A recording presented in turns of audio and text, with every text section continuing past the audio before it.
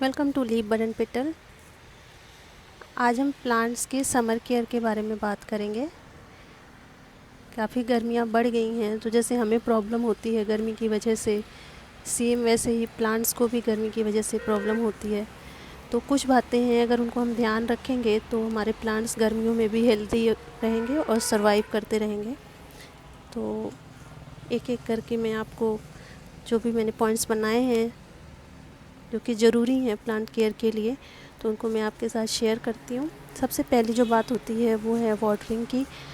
तो पौधों की रिक्वायरमेंट जो है वो पानी की सीज़न के हिसाब से बदलती रहती है। सर्दियों में इनकी रिक्वायरमेंट कुछ और होती है, गर्मियों में कुछ और होती है, बरसात में कुछ और होती है।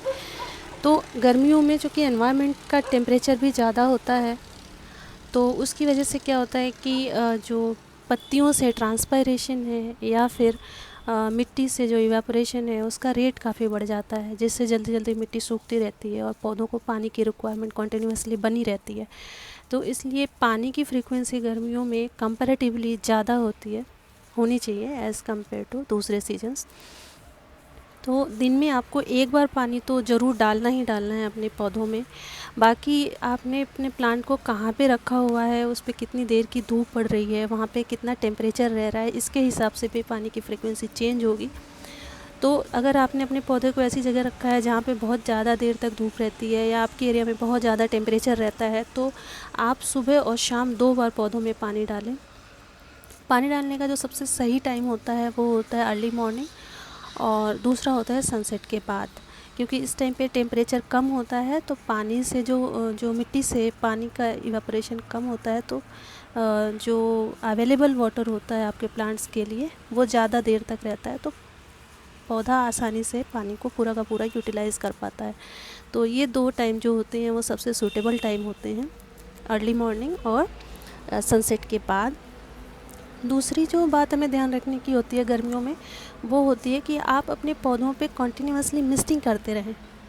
मिस्टिंग करने से क्या होता है कि ये जो ट्रांसपायरेशन की वजह से जो हीट लॉस हो रहा है उसको ये मेंटेन कर पाते हैं। तो अ, थोड़ा सा इनको रिलीफ मिलता है मिस्टिंग होने की वजह से। तो आप अपने पौधों पे कॉन्टीन्यूसली जब भी आपको टाइम मिले और देखें कि पत्तियां थोड़ी सी मुरझाई हुई लग रही हैं, तो पानी डालने के साथ साथ हल्की सी उस पर मिस्टिंग भी करते हैं, जिससे आपके पौधे एक तो देखने में खूबसूरत लगेंगे, पत्तियां बिल्कुल साफ़ दिखेंगी तो और भी खूबसूरत लगेंगे, और उनको हेल्प भी मिलेगी, रिलीफ मिलेगी थोड़ी ठंडक की वजह से। तीसरा क्या है कि अलग गर्मियों में प्लांट्स को आप क्लस्टर में रखिए। क्लस्टर का मतलब इकट्ठा करके रखिए, गैदर करके एक साथ रखिए।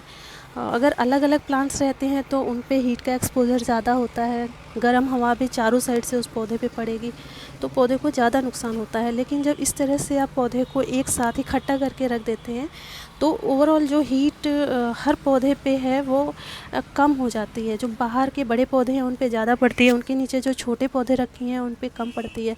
तो इस तरह से सारे पौधे सेफ़ रहते हैं और एक दूसरे की ह्यूमिडिटी भी मिलती रहती है इनको, तो काफ़ी अच्छे से ये इसमें सर्वाइव कर जाते हैं। तो ये बहुत ही इम्पोर्टेंट चीज़ है कि गर्मियों में आप अपने पौधों को अलग अलग से सजाने के बजाय अगर आप उनको बचाना चाहते हैं तो इस तरह से क्लस्टर में रख दें, इकट्ठा करके रख दें, जिससे कि ये अच्छे से चलेंगे, प्रॉब्लम नहीं होगी पौधों को। तीसरी चीज़ ये है कि क्योंकि इस सीज़न में ज़्यादा हीट की वजह से पानी की रिक्वायरमेंट ज़्यादा होती है पौधों की, और वो खुद भी स्ट्रेस में रहते हैं। तो जब भी आपका कोई पौधा ऐसा हो जिसमें पुरानी लीव्स हों या डेड जैसे इस तरह के जो ब्रांचेज हों, डेड ब्रांचेज हों, उन सबको रिलीफ यहाँ से रिमूव कर दें। इससे क्या होगा कि पौधे को एक्स्ट्रा स्ट्रेस नहीं मिलेगा और वो अपनी एनर्जी जो है वो अपने आप को मेंटेन करने में लगा लेगा। तो ओवरऑल पौधे के लिए काफ़ी अच्छा रहेगा, उसकी एनर्जी वेस्ट होने से बच जाएगी। नेक्स्ट क्या है कि आप इसको मोस्टली जो प्लांट्स होते हैं उनका ग्रोइंग सीजन समर ही होता है, तो समर में पौधों की जो फर्टिलाइज़र रिक्वायरमेंट होती है वो भी बढ़ जाती है। तो आप अपने पौधों को रेगुलर फर्टिलाइज़ करते रहें, फर्टिलाइज़र देते रहें। कम से कम वीक में एक बार, चाहे लिक्विड फर्टिलाइज़र या फिर जो भी आपके पास अवेलेबल हो, चाहे वो काऊ डंग फर्टिलाइज़र हो गया, वर्मी कंपोस्ट हो गया, या आपने घर में अपना कंपोस्टिंग के थ्रू जो भी बनाया हुआ है उस तरह का कोई फर्टिलाइज़र है, तो वो आप उसको टाइम टू टाइम देते रहें, जिससे कि आपके पौधे की ग्रोथ भी अच्छे से बनी रहे। नेक्स्ट चीज़ क्या है कि आप अपने पौधों में ये चेक करते रहें कि कोई एक्स्ट्रा जो वीड ग्रो ना कर रही हो। अगर कोई इस तरह का खरपतवार अलग से ग्रो कर रहा है तो उसको आप तुरंत वहाँ से हटा दें, क्योंकि वो अगर उस प्लांट में पड़ा रहेगा तो जो भी आपने फर्टिलाइज़र या पानी अपने पौधे के लिए दिया हुआ है वो सारा वो वीड भी यूज़ करेगा, तो जो भी नरिशमेंट है वो बढ़ जाएगा वीड से। तो इसलिए वीड को आप कंटिन्यूअसली यहाँ से हटाते रहें, जिससे कि आपका पौधा पूरा का पूरा न्यूट्रिशन और पानी यूटिलाइज़ कर पाए जो उसके हिस्से का है। नेक्स्ट है कि सनलाइट के बारे में अगर हम बात करें तो पौधों के लिए मॉर्निंग की जो सनलाइट होती है वो बेस्ट होती है।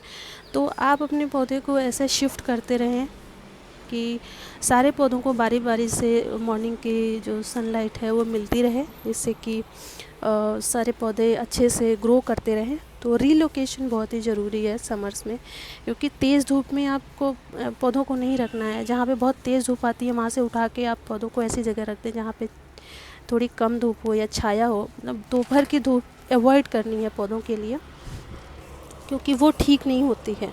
उससे क्या होता है कि लीफ बर्न या प्लांट डेड होने लग जाते हैं और पत्तियां भी जलने लग जाती हैं, तो ये ज़्यादा ज़रूरी होता है।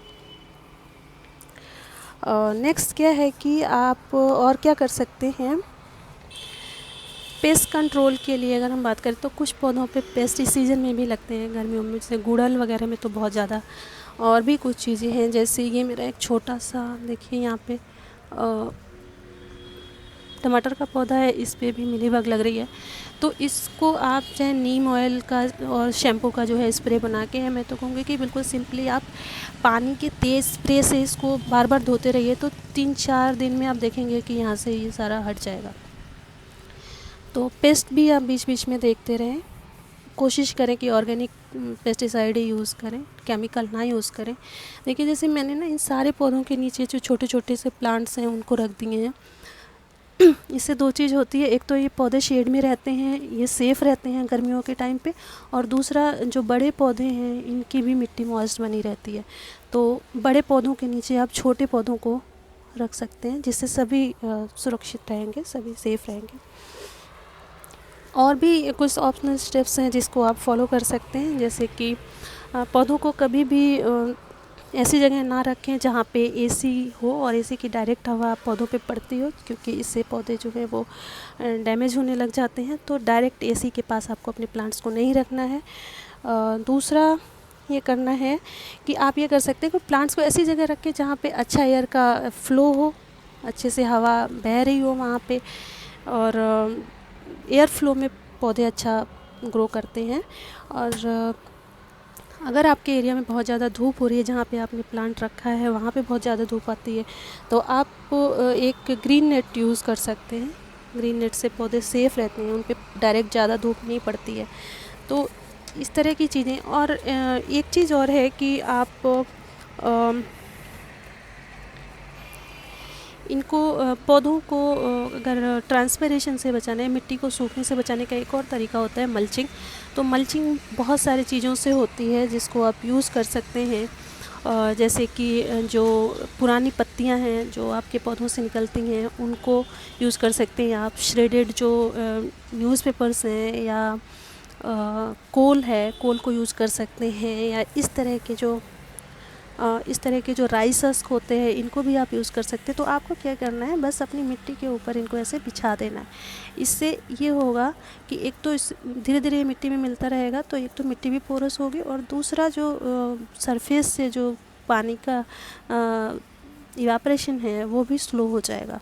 तो आपके पौधे की मिट्टी में भी ठंडक बनी रहेगी और पौधा अच्छे से इसमें ग्रो करता रहेगा। तो कुछ चीज़ें ये थी जो आपको ध्यान रखनी थी समर केयर टिप के लिए, जो मुझे समझ में आई, जो मैंने अपने पौधों के साथ किया है, और ये काफ़ी अच्छे कर रहे हैं, अच्छे ग्रो कर रहे हैं, तो मैंने सोचा मैं सभी के साथ शेयर करूं। तो उम्मीद है कि ये वीडियो आपको अच्छी लगेगी और हेल्पफुल भी होगी। So thanks for watching and safe and happy gardening.